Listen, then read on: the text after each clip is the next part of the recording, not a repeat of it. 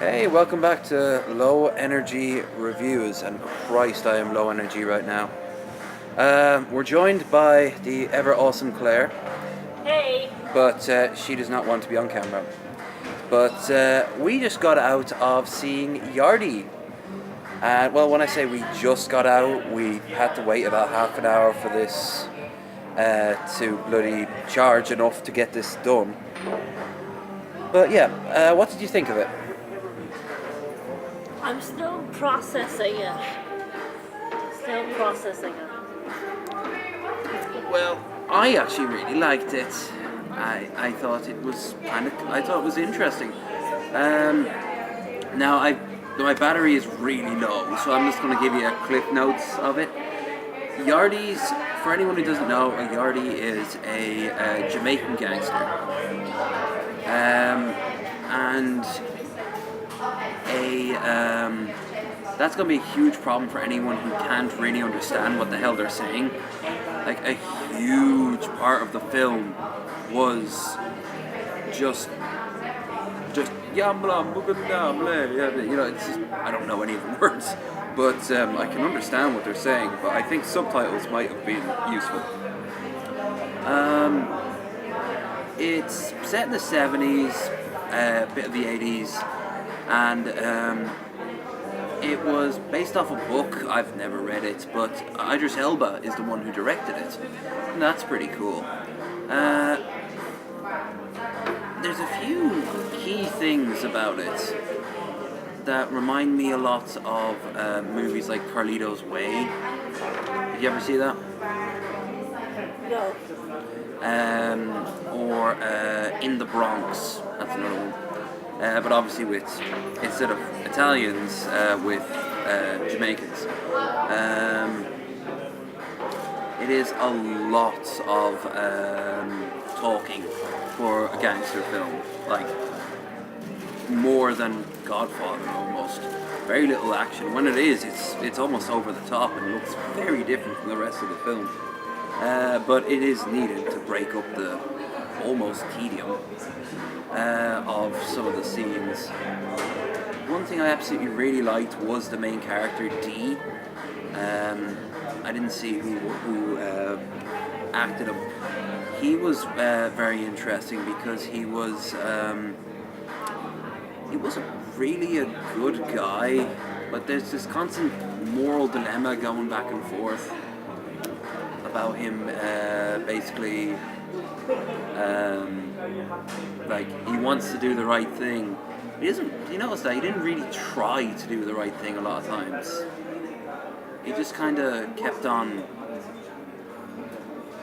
He just kept on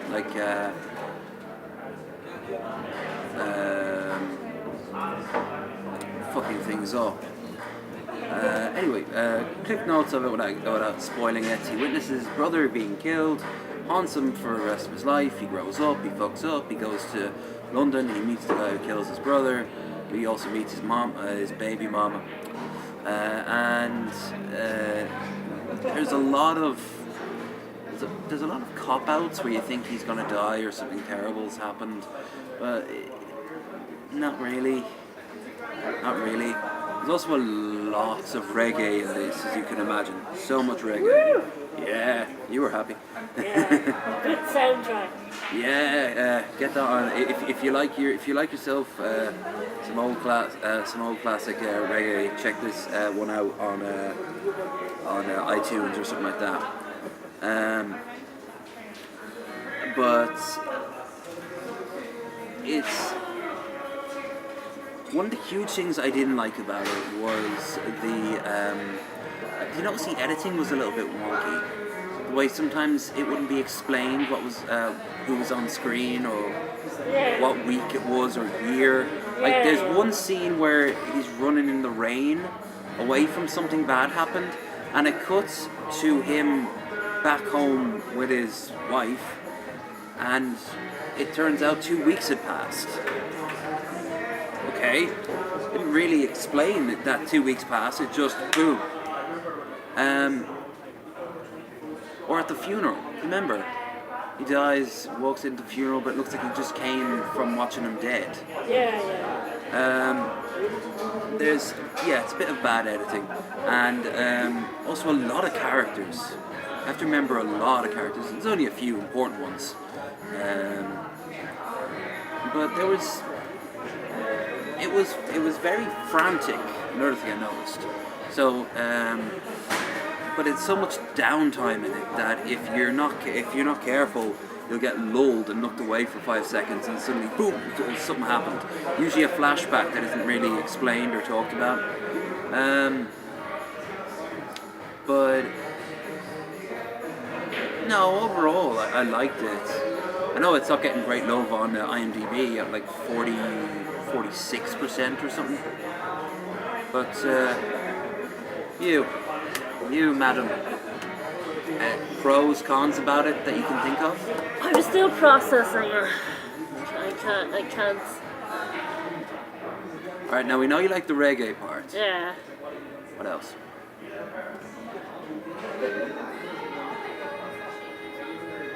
It was very emotional, but I'm still processing it. It was very. I was actually saying a lot of passion goes into some of the scenes. A little bit ridiculous at times. There's a scene very early on where this one guy's holding on to this kid in the middle of the street, and he literally does a moment, and you're just there like. It was a bit cheesy. It was. Maybe because as far as I can tell, Idris Elba isn't really direct. Maybe he kind of needed to work on his craft a bit. Yeah. But maybe because they're all Rastafarian and they're all gangsters, that it can be accepted. There is humor there. But one thing I noticed that every time there was a joke or a funny scene, no one laughed. Yeah. There wasn't that many people in the theater, was there? They're all caught up in the drama. Yeah, and then it felt weird that in that case a bit of humor was tossed in there, but it wasn't like ice-breaking humor. It was more nervous. just what? It was kind of nervous laughter. I didn't hear a single laugh, Yeah. and I know I didn't laugh, but You felt like you weren't supposed to laugh. yeah, there's these three guys in it at one point that. They're like kids with a gun, and they want to steal the main character D's some cocaine. And there's a scene where he points the gun at D, but he's holding it backwards, and he quickly, frantically puts it around. Okay, cool. Except for the fact that that was funny, but no, it wasn't funny. It wasn't sort of like haha funny. It was more like that was humor. No, there's it's actually I liked the film, and if you can see it, sorry about the noise by the way, it's starting to get very packed in here. If you liked if you like gangster films, I recommend watching this at least once, because for one thing, how many films are there about Rastafarian gangsters in the 70s and 80s? Not many. But anyway, that said, there were the trailers. So, what can you remember of the trailers?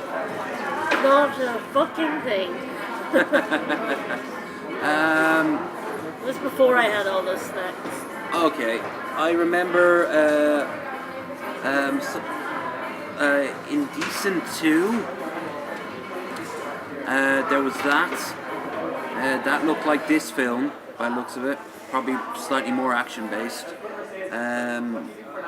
Something like A Special Favor with the woman in like there's these two women, and it turns out one of them goes missing, and they had a weird like tonal shift all over.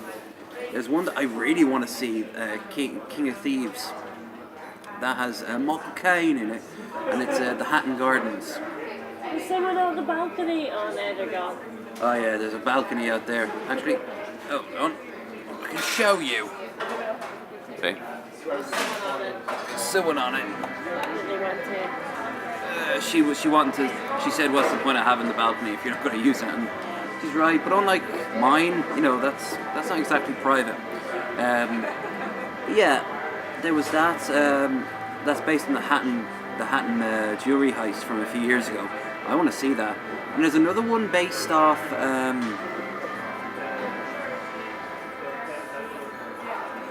There was this one about these frat boys that try to steal a book. That's also based off a true story. They're over. The Mark Wahlberg film. Marky Mark. Mark.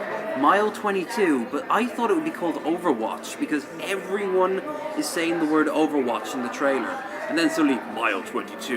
What? The hell does that mean? It looks like an action film. Has this odd Mission Impossible vibe to it, but...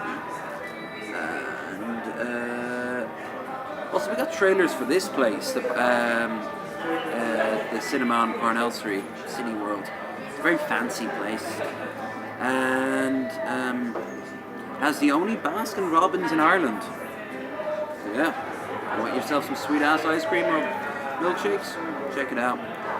And I know there's others, but I'm running on a bit of a timetable here, so I'm just going to say the film was good, not great, watch it once, but probably better to wait until it's out on Netflix so you can put the subtitles on. Anything you want to add? No, I'm good.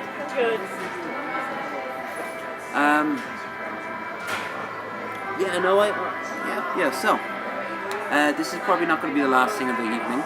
I still have to taste that beer. We tried to do it earlier, but the bar was closed.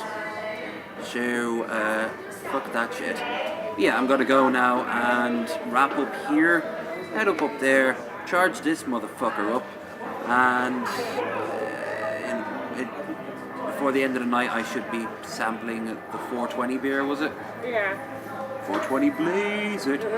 Anyway, you liked what you saw here today? Thumbs up, comment, subscribe, notification bell, thumbs down even, but that kind of defeats the purpose. And I will be back, later. And of course, we've got the rest of the week lined up. This is just day one. So, want to say goodbye to the lovely people? Cheerio! Cheerio. And bye!